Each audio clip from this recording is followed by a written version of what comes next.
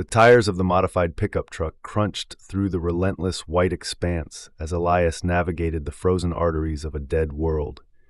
He drove with a singular, grim focus, carefully avoiding any other large settlements and towns, because he feared Sawyer's reach was long enough to have contacted them to be on the lookout.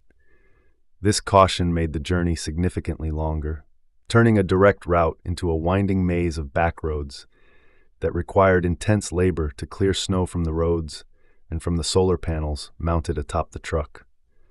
Elias operated like a ghost, driving late at night without the betrayal of headlights and only allowing himself a few hours of rest as the sun began to bleed over the horizon. During these brief pauses, when he wasn't sleeping, he would scout the area and scavenge what he could from abandoned settlements, while Ella's only job was to protect herself and Beth. Yet, even in the silence of the cab, a persistent suspicion gnawed at Elias. Something about the girls seemed off, and he hadn't yet figured out the mystery of what it was.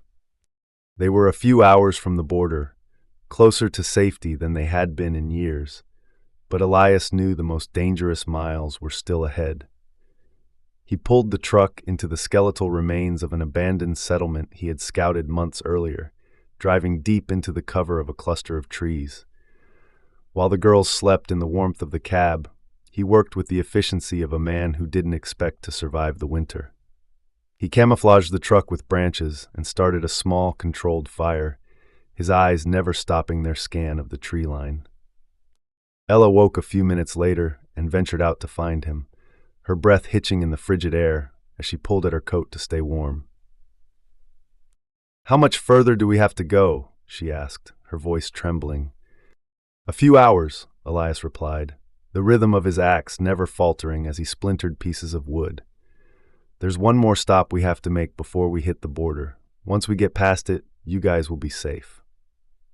Ella hesitated, her eyes fixed on the flames. "Listen, I really appreciate—" "Don't," Elias interrupted, his tone as sharp as the axe. "I just want to get you guys across, and once you're there, you can go live your lives, and I can go back to living mine." "You know Sawyer is going to come after you," she warned. "He's relentless." "He's also predictable," Elias countered, leaning on the axe handle. He explained that while most saw New Cody as just another old settlement, Sawyer saw it as a strategic necessity to control the passages through the mountains. "He's been moving west, and he knows the safest passage is through New Cody." "But he already has New Cody," Ella replied, her brow furrowing as she struggled to comprehend the gravity of the situation. "He needs it to be a thriving settlement," Elias explained. He told her the town had been filled with elderly people, and Sawyer's plan was to use Beth and the other, more younger people brought from New Bismarck to replace them as they died off. "What does that have to do with you?" Ella asked. "Nothing really," Elias said, standing to his full height, "except maybe for the fact that my house was the first place unsuspecting people would come to. If I tell them to stay clear of New Cody, that would get in the way of Sawyer's plan." The conversation shifted as Ella asked about a specific territory, Canyon Village. Elias confirmed they had driven through the abandoned settlement hours earlier, noting it was a common stop for those traveling through the mountains. Ella's tone became serious and strategic as she revealed she had overheard Sawyer talking about clearing Canyon Village and driving folks toward New Cody. I wonder what's there that's so important to him," Elias mused. But his thoughts were interrupted as the truck door creaked open. Beth stepped out to join them, and Ella immediately wrapped her arms around the girl, guiding her back to the truck to grab a blanket. As he watched them, Elias's suspicions grew. He wondered if he was being set up or just being run out of town so Sawyer could carry out his designs. "Come on, we gotta go," Elias abruptly said, leaving the fire to burn itself out in the snow. "I thought you said we couldn't move this early," Ella said, surprised. "The sooner we get you across the border, the better," Elias replied.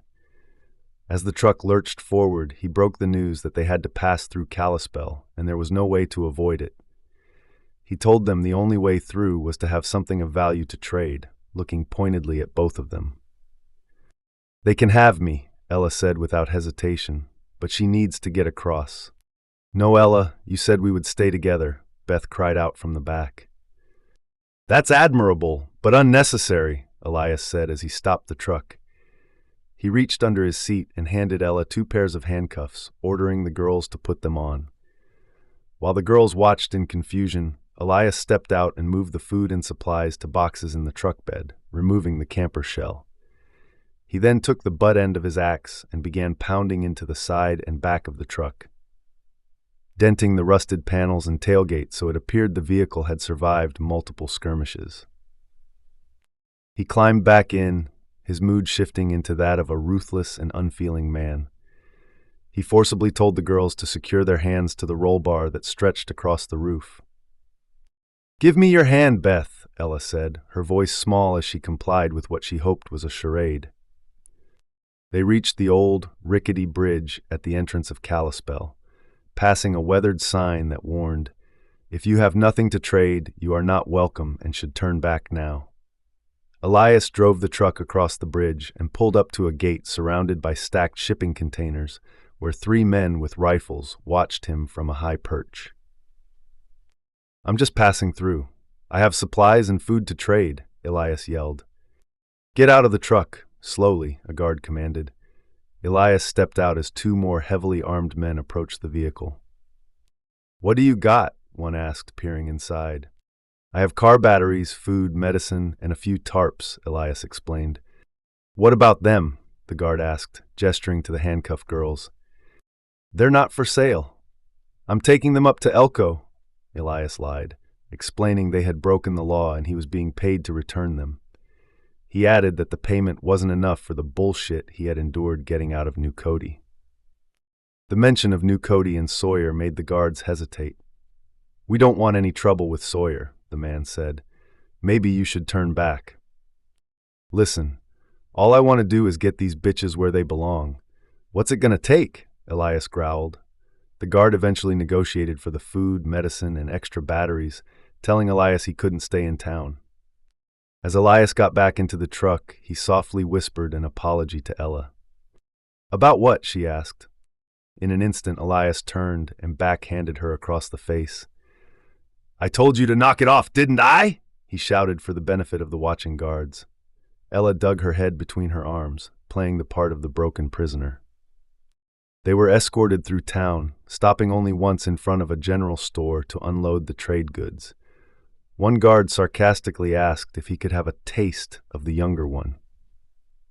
"My orders were to bring her in untouched," Elias said with a dark, subtle laugh. "Believe me, I would have tore that bitch up if it was worth more than the bounty." After being escorted to the far gates, Elias gave the men a serious stare and drove away as fast as the terrain allowed. Once they were out of sight, he handed the keys to the cuffs to Ella, asking with genuine concern if they were okay. Ella realized the performance had been necessary for their survival, but she said nothing as they rubbed the feeling back into their arms. As the sun went down and the weather turned even colder, the girls eventually fell asleep. Elias drove through the night, finally stopping in front of a diner in a quiet little town. The sudden silence of Elias turning off the engine woke Ella, who looked out at a town unlike anything she had seen in years. The quiet little town appeared to have things that her old home hasn't had for years. In particular, electricity. She watched Elias pull a box from a concealed compartment in the floor of the truck bed.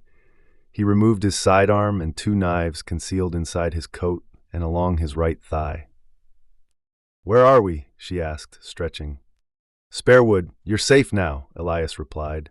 He told her to wake Beth and come inside while he went ahead to greet the owners. Inside, Ella found Elias hugging an old man and a woman named Miriam.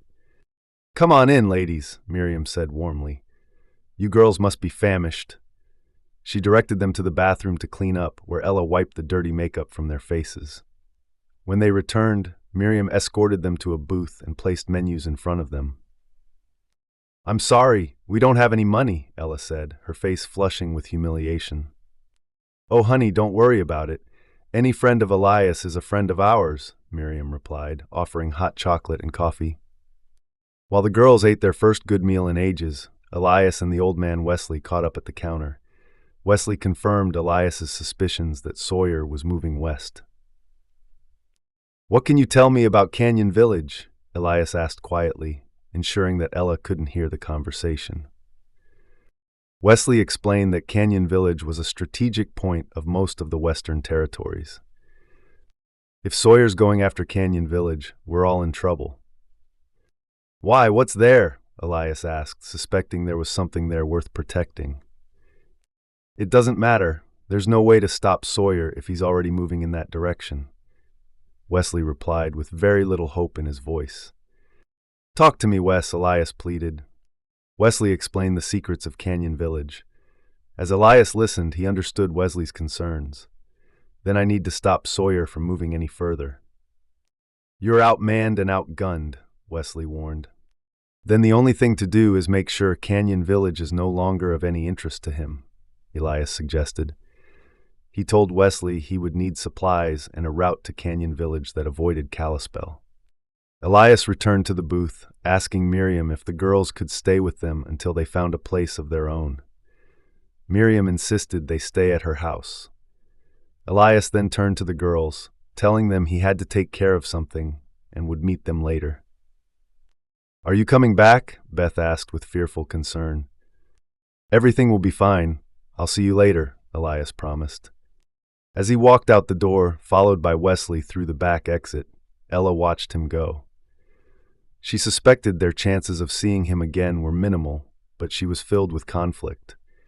She hadn't been honest with the man who risked everything to save them, and she wanted to clear her conscience before it was too late.